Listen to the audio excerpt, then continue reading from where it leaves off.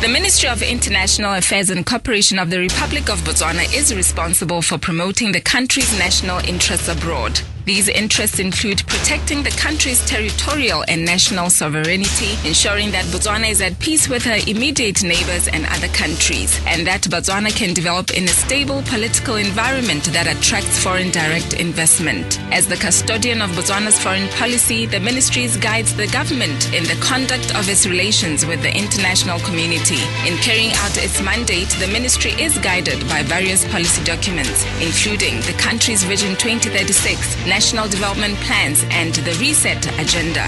Join me, Neo Tlhaselo, on the Business Crawl every Wednesdays at 13:30 hours to 1400 hours Central Africa time to join Botswana's diplomatic heads of mission as they engage on the ministry's campaign, advancing Botswana's national interests abroad through economic diplomacy. Economic diplomacy is integral to Botswana's foreign policy objectives of attracting foreign direct investment and creating employment for Botswana. In an effort to advance the country's economic diplomacy agenda with a view to realize economic opportunities and improve the livelihoods of Botswana, the Ministry of International Affairs and Cooperation spearheads its campaign, advancing Botswana's national interests through economic diplomacy. Botswana has 23 missions comprising embassies, high commissions, and a consulate, which are strategically located in Africa, Europe, Asia, Middle East, and the Americas. The missions fall under the country's Ministry of International Affairs and Cooperation. Among others, the missions are mandated to advance Botswana's interests abroad, to articulate and defend the country's interests, and coordinate Botswana's policy and positions through bilateral, regional, and multilateral engagement. Let's listen to what Dr. Gladys Makawa had to say about the importance of bilateral and multilateral relations. The bilateral relations and multilateral relations are not mutually exclusive. Yeah. And people tend to look at them in a juxtapositional kind of manner, when it's not actually the case, because you need the foundation of bilateral engagement for you to be able to enjoy or filter into the multilateral forum. Yes. Because the multilateral space is made up of bilateral engagements, yes. So it cannot necessarily exclude the other from another. So hence, as I said, I'm not going to prioritize in terms of saying this one is much more better than the other, but the other one is a foundation. Yes. You first have to establish relations with other countries to be able to even talk about trade agreements, to be able to talk about these other agreements. That's the Permanent Secretary of the Ministry of International Cooperation, International Affairs and Cooperation, Dr. Gladys Makawa. Welcome to the Business Crawl. Yet again, another exciting episode as we continue hosting Botswana's heads of diplomatic mission. And I'm very excited today to be hosting Ambassador of the Republic of Botswana to the Federal Democratic Republic of Ethiopia and the Permanent Representative to the African Union and the United Nations Economic Commission for Africa, UNECA, His Excellency Mr. Zenene Sinombe. Welcome to the show, sir. Neo Tlhaselo, thank you very much for having me in your studio today. We're very excited to be having you today, Your Excellency, as we get straight to business. Dr. Makawa just has educated all of us on the importance of, the relations, bilateral and multilateral. I think we should just take it off from there to just have an appreciation of Botswana's friendships with the countries and the umbrella organizations which we are accredited to, Your Excellency. Thank you very much. Let me just quickly start by commending you for this initiative, which is quite timely as we attempt to bounce back from COVID-19 and also realizing that public funds alone cannot be sufficient for Botswana to come out of COVID. Having said that, Madam, our mission is known as BOTET, Botswana, Ethiopia, and it covers quite a number of countries. One, Ethiopia itself, then Egypt, Tunisia, Algeria, Sahrawi Arab Democratic Republic, and Libya. This is on the one hand. And on the other hand, we also cover the African Union and the United Nations Economic Commission for Africa. Okay, and having said that, Madam, you will know that all 55 African Union member states are represented here in Addis Ababa. Yes. And we have the opportunity to mingle with all the representatives here. And simply put, Botswana enjoys very cordial relations with the entire continent. Thank you very much, Your Excellency. As we move along still with, an appreciation of the relations and how it seeks to, bring opportunities to Botswana. We take note of also UNECA, just for the sake of those who may not know UNECA. They are mandated to promote the economic and social development of its member states, foster intra-regional integration, among others, with areas focusing on regional integration and trade, innovation, technology, amongst others. You can just further educate yourself on what UNECA does. So with regards to this, Your Excellency, Botswana obviously is accredited to UNECA. What benefits and impact has this accreditation benefited Botswana at, and what areas can you share which we continue to leverage from this particular accreditation? Okay. I was going to touch on UNECA a little later when we talk about the instruments that are available for Botswana. Yes, just generally. Okay. Yes. Through UNECA, for example, I'll give one or two tangible examples. We've managed to secure technical assistance from UNECA on actually three fronts. First, the assessment of the possible impact of the African Continental Free Trade Area on the Botswana economy. Right. Experts have already gone on a number of times to sit with the relevant stakeholders in our capital to unpack this possible impact on our economy. And then closely related with that, another set of experts from UNECA have been to Botswana to assist the country develop what is called an AFCFTA National Implementation Strategy. Now, this strategy would ensure that the private sector, the women, the youth, the micro, small and medium enterprises are not left behind as the country defines how they intend on benefiting from the AFCFTA. And then lastly, UNECA is assisting with how best we can use the Kazungula Bridge optimally as a key infrastructure project on the continent to reduce the cycle time of goods. Right. We are with Ambassador of the Republic of Botswana to the Federal Democratic Republic of Ethiopia and Permanent Representative to the African Union and the United Nations Economic Commission for Africa, UNECA, His Excellency Zenene Sinombe. Welcome. If you just tuned in, we continue with advancing Botswana's national interests abroad through economic diplomacy campaign. Please do be a part of this discussion. 3956962. That is your studio line. If you're local, if you're abroad, +267 395 6962. That is the WhatsApp line, or you can SMS 14962. As I said, Your Excellency, that will continue to broaden the discussion and accelerate it as we move on. However, right now we're just having an appreciation of all these accreditations. As I touch on the last one, then we get into specifics. We also have the intergovernmental organization, which we're party to, African Union. We know that Botswana it's pretty. We see Botswana being pretty much active. We see, the president also attending quite a number of the meetings that go on there. We are also party to what is termed the priority blueprint, the AFCFTA, which you also touched on. Maybe let us just make Botswana appreciate the importance of Botswana being party to, the African Union. Thank you very much, my dear sister.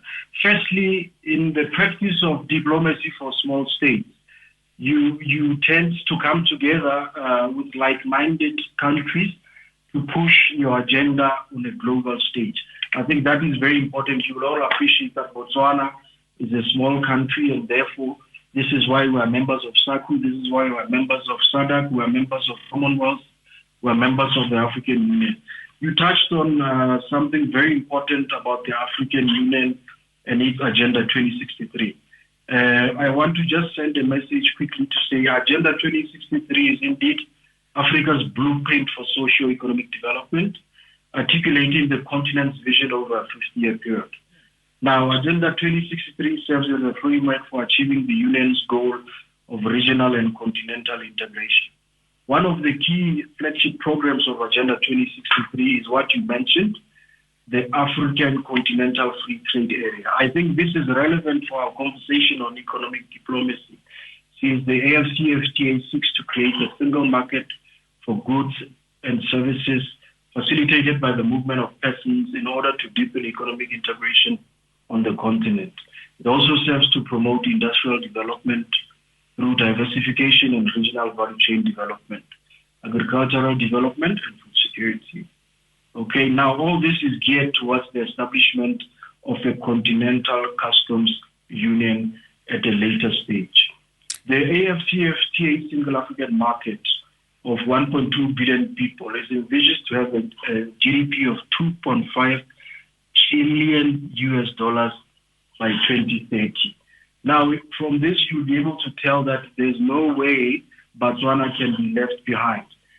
Part of the advantage of being members of the African Union is that when Agenda 2063 was put together, Botswana played a role. We even chaired for 2 years, from 2018 to 2020, the Ministerial Committee on the Implementation of Agenda 2063, where we even engineered the first ever monitoring and evaluation framework for this initiative and the first report.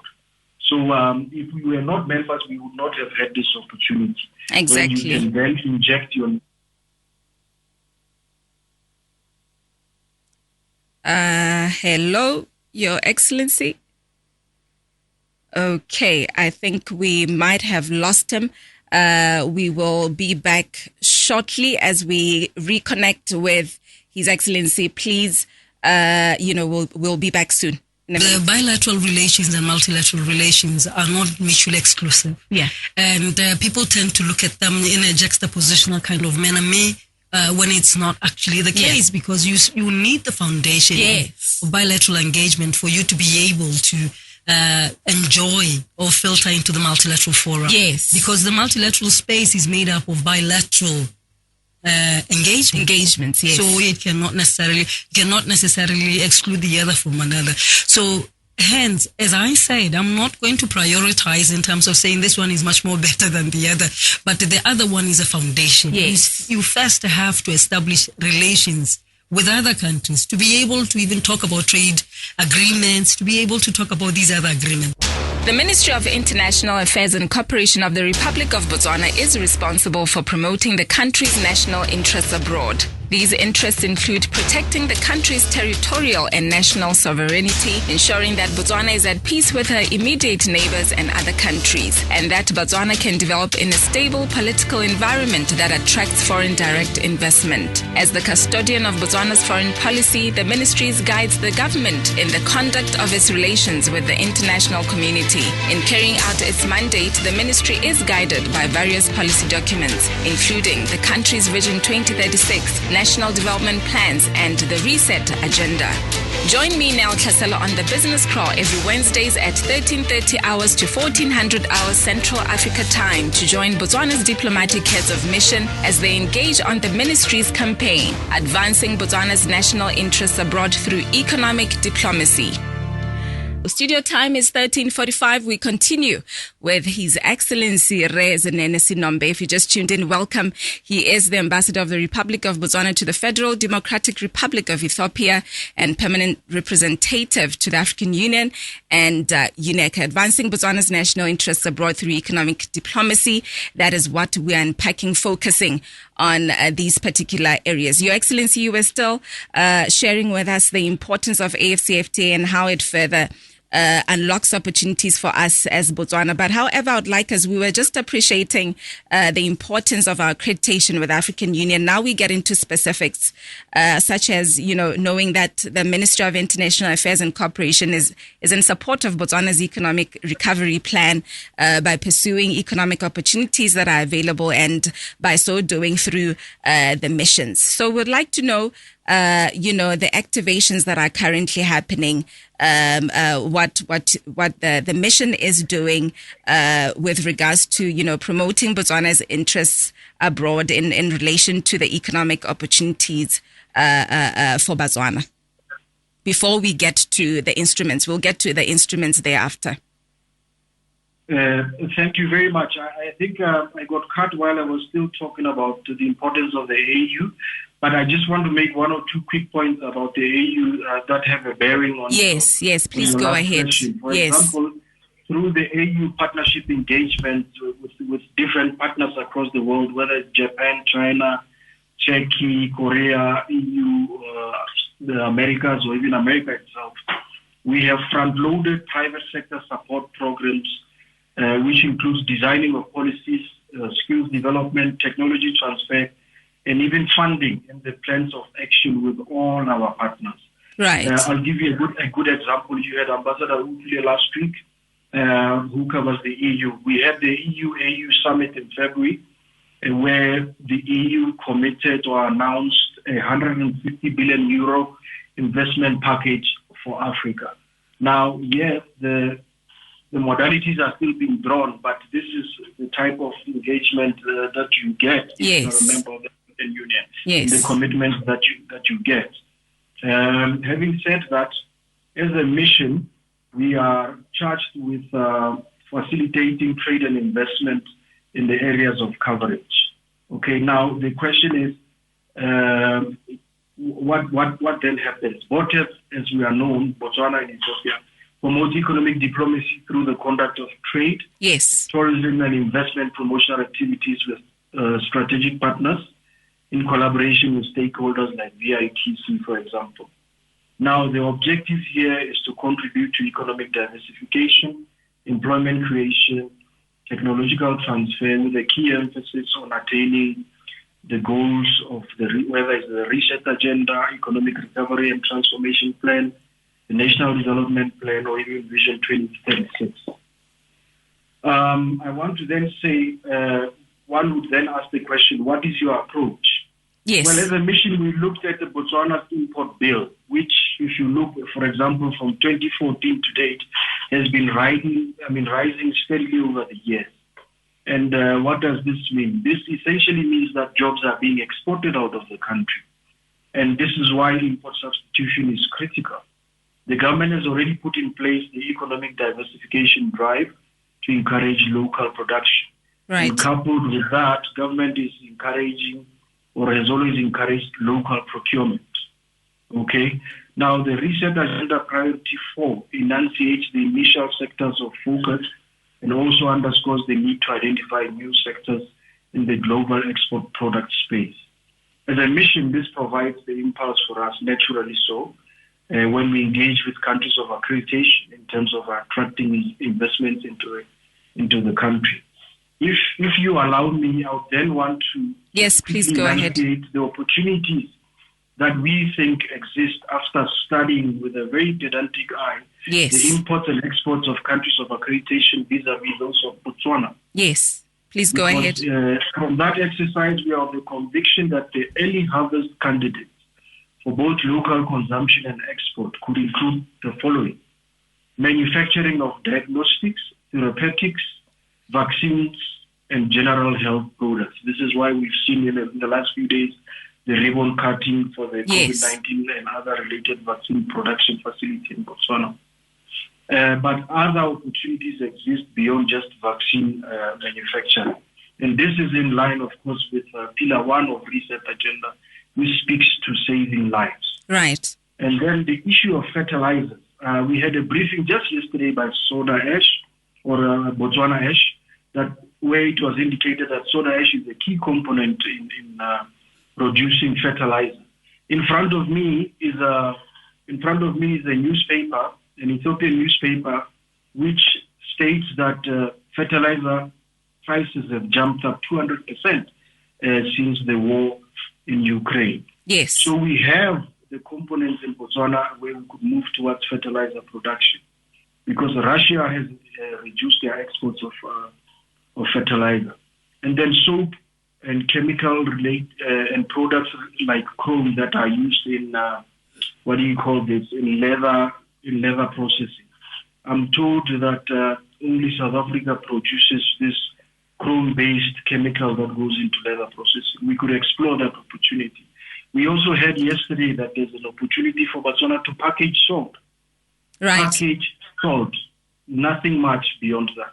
That opportunity exists, and the product is in country. We also have the opportunity on agriculture products, which includes grains, legumes, and meat products. You'd appreciate that before the ongoing Ukraine war, the global food system was already unsustainable. Now the war has fully rattled that already shaky global food system. So countries like Egypt are the biggest importers of wheat, not just on the continent, globally. And wheat was coming from both Ukraine and Russia. And the question then is, can we grow wheat in Botswana? Well, Saudi Arabia, which is part desert, apparently produce wheat. Right. Related to that, Ukraine was the biggest exporter into the continent of sunflower farms in our country. Sunflower. Maybe it's about time we had value and export to this sunflower into the continent. Leather products, Ethiopia is quite big on leather. We are setting up a leather park. There lies an opportunity for belts, bags,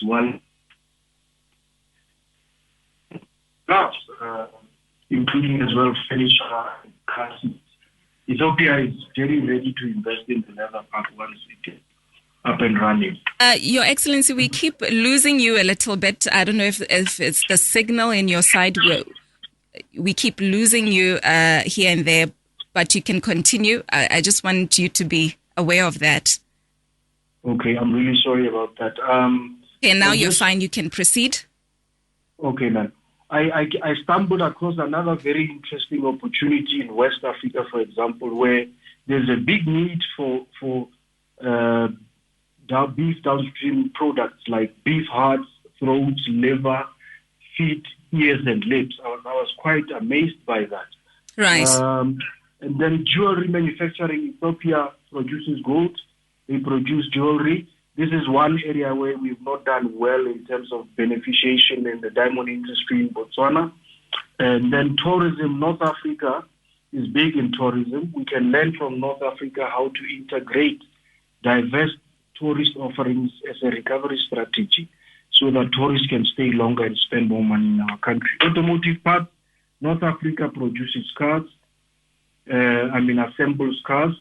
We are already producing harness in Botswana. We can produce other components that can go into this sector. And then, of course, I will not forget growing of olives and dates. Other countries in our region are doing that for export. This is one area where we've engaged the Tunisian Chamber of Commerce and the Egyptian Chamber of Commerce to assist. Coffee processing, we may not be big coffee drinkers, but Ethiopia exports coffee raw. We can process it in Botswana and export it. Right. Cut flowers, we've tried, we failed, but we must never give up. Ethiopia is doing it in a big way. The investors are willing to come to Botswana to set up in partnership with locals to produce flowers in Botswana. Petroleum imports, yes, with the war in Ukraine, the prices will go up. But Botswana Oil was set up as a vehicle that will facilitate or empower Botswana to go into this space. So on the continent, Algeria, Libya, and many other countries are producing petroleum products. So we should look into that for Botswana. Lastly, I just wanted to touch on clean energy solutions like green hydrogen as the world is moving to zero emissions. I'll pause there, Madam. Thank you very much, Your Excellency. We're left with 3 minutes and I have 2 questions. I had a lot of questions that I had to engage you with. I really wish we had enough time, but let me prioritize the listeners' questions. There's one SMS. You talk of export. It's expensive to trade in Africa in comparison with other continents. What are the current negotiations that you're spearheading as our ambassador to mitigate this? Your Excellency. Thank you very much. There's quite a number of initiatives that are happening. The whole element around around the continental free trade area is to deal with issues of costs, to deal with issues of tariffs, so that you do not have to pay too many tariffs and duties as you move your goods around. But then we have also come up with a continental e-commerce platform where African businesses will be trading amongst themselves using this platform. So you are not then worried about issues of exchange rates and issues like that. So the continental free trade area one of the key things is to minimize the cost of doing business, so that we increase intra-African trade from 17% to at least 50% in the not-so-distant future. So the main target is to reduce the cost of doing business on the continent. Right. The last question that I have here, Your Excellency, now you know that the AfCFTA, Botswana hasn't yet ratified the instrument, then it does not make sense to ask the ambassador what his influence is to fast-track ratification in Botswana. Thank you very much. Just quickly to say that the Honorable Minister of Investment, Trade and Industry was apparently on radio not so long ago giving an update of where we are. Our approach has been very simple, that let us complete the phase 1 negotiations, and we are already at 87.7% of the tariff lines in agreement, and the target is 90%. The idea is that by the end of the second the second quarter of this year, those negotiations will be complete, and we will immediately move into phase 2 issues, which are expected to end in September 2022. The idea is that Botswana wants to appreciate first what is on the table on all products, so that when we move to ratification, because ratification we are then committing to abide to the letter and spirit of the AfCFTA.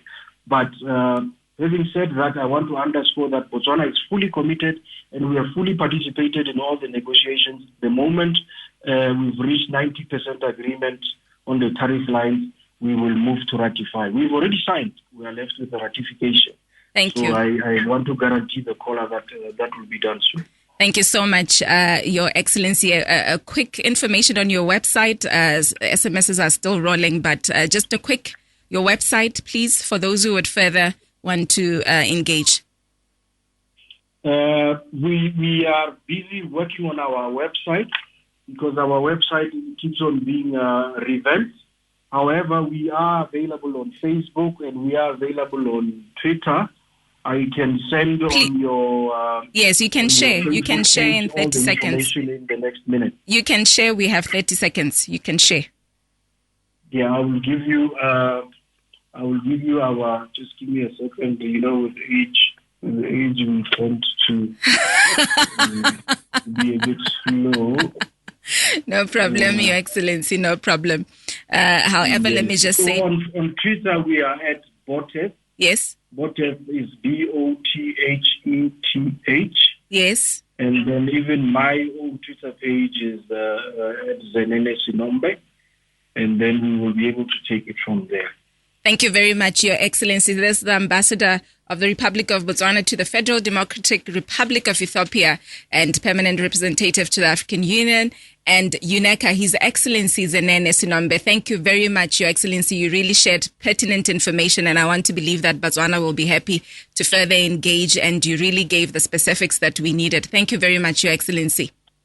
You're most welcome, and thank you for having me once again, man. Advancing Botswana's national interests abroad through economic diplomacy, we continue to host Botswana's heads of diplomatic mission.